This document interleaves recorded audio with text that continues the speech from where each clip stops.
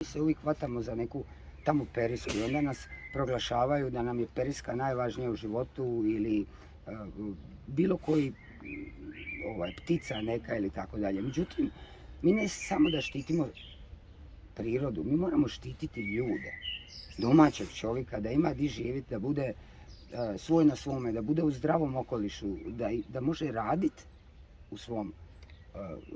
u svojoj okolini. Nažalost, turistička strategija nam nije dobra.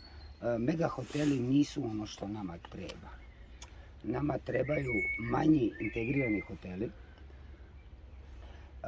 koji će raditi cijelu godinu. Znači nekakvi hoteli 20 do 50 kreveta koji u hladnom pogonu imaju financijsku konstrukciju koja može raditi kroz cijelu godinu, koji imaju prostor koji će koristiti i građani tog grada. I to bi bili, što se tiče hotela, ono što bi trebalo poticati kroz županiju i kroz razvojni plan države. I privatni smještaj.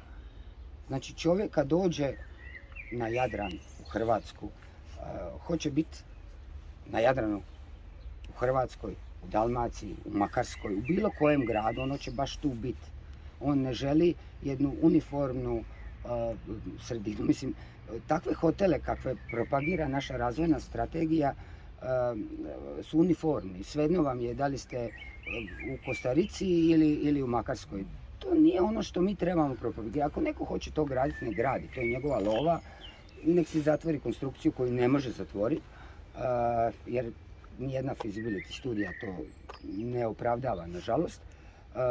Projekcije su im na 20 godina, pa onda čim počnu raditi, nakon što završe takav hotel, povećavaju 30 godina povrat sredstava, pa onda ga nikad ni ne vrate. Ali ti mega hoteli ni ne služe tome, nego služe nečem drugom. Ovo što se sad dogodilo sa porezom na nekretnine, gdje se sprečava taj mali turizam, je sramota i udar na domaćeg čovjeka. I to je isključivo posljedica lobiranja tih velikih hotelskih kuća i još gore agencija koje čak nisu ni vlasnici tih kuća, nego su oni koji kao dovode neke ljude. Ljudi vole doći kod nas zato što žele biti kod nas, a ne u sterilnoj sredini. Mislim da treba malo poraditi na turističkoj strategiji.